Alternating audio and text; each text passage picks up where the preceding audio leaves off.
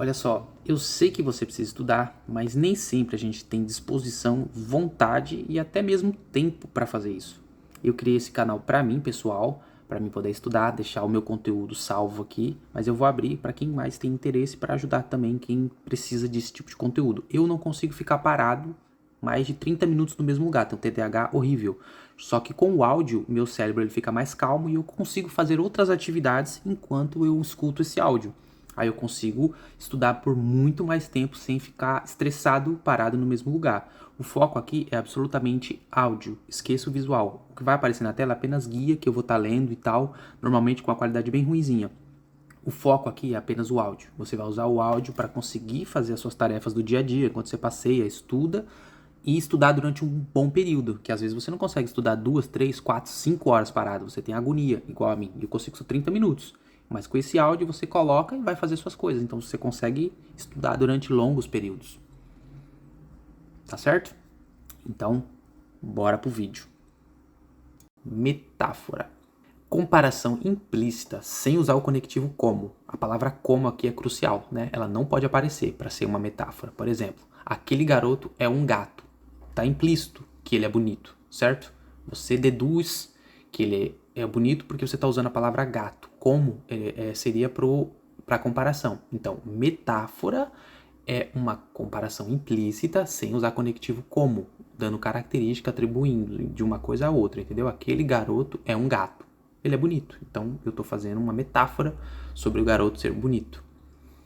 Metáfora, comparação implícita sobre características, ok? Comparação. A comparação já é explícita, já é direto. Aqui o conectivo como ou tal qual feito é crucial. Porque a comparação, ela não fica subentendida. Você usa o conectivo para colocar em xeque. Por exemplo, ele ficou bravo como um touro. Ou seja, ele ficou bravo como um touro. Isso já é uma comparação porque tem um conectivo. Ele ficou bravo tal qual um touro. Ele ficou bravo feito um touro. Consegue perceber que esse conectivo é determinante para se tornar uma comparação, ok? Metonimia. Metonimia é a substituição de uma palavra por outra, qual possui alguma relação de proximidade ou de sentido. Como assim? Uma obra pelo autor, uma parte pelo todo, marca pelo produto, que às vezes você tem um produto que já está tão conceituado que você acaba usando ele. Por exemplo, Bombril. Bombril é uma marca, não é um produto. O produto é palha de aço. Então, ou seja, você faz essa conexão. Ah, eu vou comprar um Bombril. Mas, na verdade, você está substituindo a palavra palha de aço pela marca, certo? Porque ela já tem uma relação de sentido muito forte. Então, Bombril seria uma metonimia. A obra pelo autor ou parte pelo todo. Por exemplo, fazendeiro possui 2.000 cabeças de gado. Metonimia. Metonimia, substituição de uma parte pelo todo. Eu não estou falando só da cabeça, estou falando do boi inteiro, mas eu estou usando a palavra cabeça como referência ao boi todo. Parte pelo todo, metonimia. Catacrese. Catacrese, uso de uma palavra por falta de um termo mais específico para nomear algo. Catacrese, substituição de um nome por uma parte que você não tem algo mais específico. Por exemplo, braço do sofá está quebrado. O braço do sofá aqui não tem um nome específico, então eu uso o braço do sofá, certo? Isso é uma catacrese. Hipérbole. Hipérbole é um exagero intencional para enfatizar uma ideia, sensação ou termo. Por exemplo, estou aqui tá estranho. Chorei um rio de lágrimas com o final do filme. Você não chorou um rio de lágrimas, eu estou exagerando. Exagero é hipérbole. Hipérbole é um exagero intencional, correto? Exagerar algo é hipérbole. Eufemismo. Eufemismo é suavizar uma ideia desagradável ou ofensiva. Por exemplo, o funcionário foi desligado da empresa. Se eu quisesse falar, ele foi demitido, fica pesado. Então eu uso um eufemismo disso, falando que ele foi desligado da empresa. Estou dando uma suavização na situação. Ele costumava faltar com a verdade quando eu quero chamar alguém de mentiroso. Percebe? Que eu suavizei. Isso é eufemismo. Eufemismo é suavizar uma ideia desagradável ou ofensa. Ironia. Ironia é a explicação é simples. Expressa o contrário do que realmente eu quero dizer, gerando um tema de humor ou crítica. Por exemplo, que lindo papel você fez deixando a louça toda suja. Eu quis dizer o oposto, que ele não fez um lindo papel deixando a louça suja, mas aí eu digo que ele fez um lindo papel, estou sendo irônico. O que eu quis dizer é justamente o oposto do que eu falei. Quando o que eu quero dizer é o oposto do que eu digo, isso é uma ironia. Antítese. Antítese aproxima palavras ou ideias de sentidos opostos. Por exemplo, a antítese. A vida e a morte fazem parte da nossa jornada. Tá vendo? Vida e morte. Então, tá aproximando essas palavras aqui, só que elas têm sentidos opostos, né? É uma antítese. Hoje o dia está quente, mas ontem estava muito. Hoje o dia está quente. Hoje está muito frio. Ah, perdão, não vi essa parte. Hoje o dia está quente, mas ontem não estava muito frio. Tá vendo? Frio e quente. Eu tô aproximando essas ideias de antíteses. Paradoxo. Paradoxo une ideias aparentemente contraditórias, mas que faz um certo sentido no contexto. Um paradoxo. Como assim? Para conhecer a paz, às vezes é preciso viver uma guerra interna. Ah, como assim? Para ter paz eu preciso ter guerra. Tá vendo que tem um paradoxo aqui? Para ter paz eu preciso viver uma guerra eterna? Como assim? Ah, às vezes você tem que lutar pelas coisas que você quer e tal, ter dificuldade. Isso é um paradoxo dentro desse contexto aqui. Certo? Estou vivendo uma solidão acompanhada nesta festa. Ó, como que eu tô solitário acompanhado? Não tem como. É um paradoxo, entendeu? Então, paradoxo. Prosopopeia, ou personificação, é atribuir características humanas a seres inanimados, seres, coisas, enfim, fenômenos. Por exemplo, o sol sorriu para a cidade logo cedo. Prosopopeia. Por que prosopopeia? O sol não sorri. Quem sorri são seres humanos. Então, isso é uma prosopopeia. Prosopopeia é dar características humanas a seres inanimados. Aliteração. Aliteração é a repetição de sons consonantais para produzir efeito sonoro, muito usado em rimas, em MCs, etc. Aliteração. Sons consonantais, são de consoantes. Nesse caso, o P, por exemplo. Ó, Pedro pediu permissão para passar. É tipo uma rima. Eu estou repetindo o P várias vezes para ter um certo efeito estilístico ali. Isso é uma aliteração, quando eu uso consoantes. Consoantes. B, J, F, D, consoantes. Assonância. Assonância já é com vogais. Você usa A, E, I, O, U para fazer isso. A mata selvagem manca. Tá vendo? Eu tô usando o A aqui, ó. O que, o berço, prende o beco. Tá vendo? O E aqui, é muito mais difícil você ver isso. Assonância, você vai ver mais a literação. Mas a assonância já é quando você usa vogais. Onomatopeia. Palavras que imitam sons reais. O que é uma onomatopeia? Por exemplo, atim. Eu quero descrever como que é um espirro, o som do espirro. Eu escrevo atim. Ou tic-tac do relógio, por exemplo. Isso é uma onomatopeia. Quando eu falo em algum quadrinho, falo ai, ui, coloco um efeito de dor ou alguma coisa, normalmente sempre com uma exclamaçãozinha, isso é uma onomatopeia. Pleonasmo.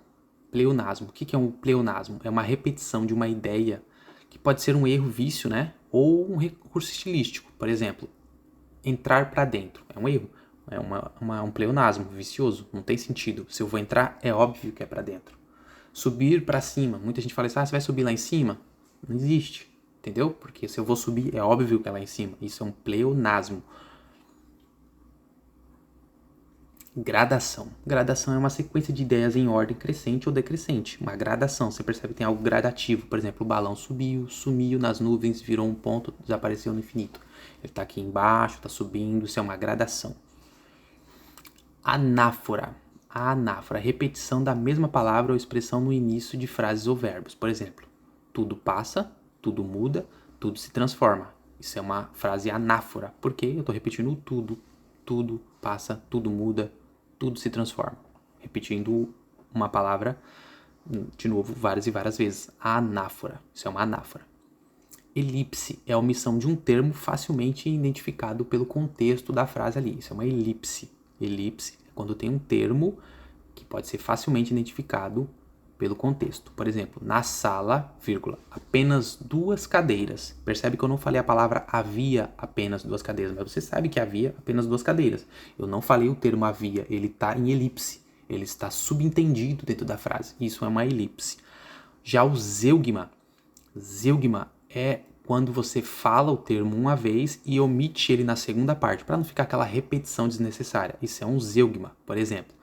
Eu gosto de futebol, meu irmão de basquete. Eu não precisei repetir gosto de novo, tipo assim, eu gosto de futebol, meu irmão gosta de basquete. Não precisei repetir o gosto, eu sei que ele gosta. Se eu gosto, ele também gosta. Percebe que na frase eu falei uma vez gosto e na segunda eu não falei. Isso é um zeugma. Zeugma, você fala primeiro a palavra e depois você omite ela na segunda vez, para não ficar repetido várias vezes.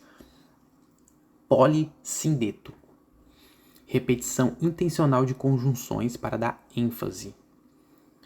Ele corria e pulava e gritava e comemorava sem parar. O ele dá uma ênfase em cada parte aqui. Normalmente a gente usa vírgula e depois põe o e no final, mas esse daqui tem o e. Tá vendo? A explicação é simples. Repetição intencional de conjunções. E, que pode ser também vogais, para dar ênfase. Polissindeto. Repetição de conjunções para dar ênfase. Polissindeto. Assindeto já é o oposto. É a omissão de conjunções entre palavras ou orações. Tipo, acordei, levantei, tomei café. Estou só fazendo vírgulas e vírgulas e vírgulas. Estou separando termos de mesmo sentido aqui, né? A vírgula é muito usada para isso. Nesse caso, é um assindeto. O sol brilhava, a chuva caía, a vida segue. Sinônimo, são sinônimos, palavras de significado igual ou muito semelhante. Caminhar, andar, é um sinônimo de uma coisa, é a outra. O sinônimo de amor é amar. Tem até uma música assim, saboroso, gostoso. Isso é um sinônimo. Sinônimo para palavras diferentes com a mesma ideia de sentido, muito semelhante. Antônimo já é o oposto. São palavras de sentidos opostos, escritas de formas diferentes. Aberto, fechado. Corajoso, covarde. Isso são antônimos, tá vendo? Corajoso, covarde. O oposto de corajoso, covarde. O oposto de fechado é aberto. Isso é um antônimo. Nos homônimos, existem vários tipos. Homônimos homógrafos, homônimos homófonos e tem mais um outro que eu não lembro. Isso aqui é interessante você dar uma aprofundada melhor. Mas basicamente são palavras escritas de formas iguais, semelhantes, que têm sentidos entre si ali. Polissemia. Polissemia é quando a mesma palavra possui vários significados. Uma palavra polissêmica, por exemplo. Linha da costura, linha do trem, linha de raciocínio. A palavra linha aqui ela pode ter vários sentidos dependendo do contexto. Parônimos. Parônimos são palavras parecidas na escrita ou na pronúncia, mas com significados diferentes. Por exemplo, cavaleiro e cavalheiro são duas palavras parecidas, mas com significados diferentes. Tráfico e tráfego, né? O tráfego de veículos e tráfico de drogas. Percebe que elas têm a escrita diferente, mas a pronúncia é parecida. São parônimos, elas são parecidas tanto no som quanto na escrita. Isso são parônimos. Polissemia, já foi falado. E denotação. O que é um texto de sentido denotativo? É um sentido real, quase como uma reportagem. O uso da palavra em seu sentido literal, sem emoção, sem nada. Denotação. Isso é um texto denotativo. O ouro foi extraído da mina. Pronto, é uma informação que eu estou te passando de forma denotativa. Denotação. Na conotação é o sentido mais figurado, mais emocional. Conotação é o sentido mais emocional. Por exemplo, o uso da palavra em sentido simbólico. Aquele silêncio valia ouro. Quase como se a gente estivesse usando uma metáfora aqui, né? Aquele sentido valia ouro. Aquele silêncio valia ouro. Isso é uma conotação, porque eu estou tendo uma ideia interpretativa aqui, que aquele silêncio valia ouro e tal. Então, estou te passando uma informação de forma conotação. Você pode pensar, mas é ouro de dinheiro. Você consegue até dar outras interpretações. Por isso é uma conotação. Ambiguidade é quando a frase permite mais de uma interpretação. Por exemplo, o cachorro do seu irmão fugiu. Quem que fugiu? O cachorro animal, que é do seu irmão, ou eu estou chamando o seu irmão de cachorro e falando que ele fugiu? Percebe? É ambíguo, essa informação tem ambiguidade. Ambiguidade é quando você tira mais de uma interpretação da mesma frase. Inferência. Inferência é a conclusão obtida a partir das pistas presentes no texto. Infere-se do texto, entendeu? Você tem uma interpretação ali, mas as pistas estão dentro do texto.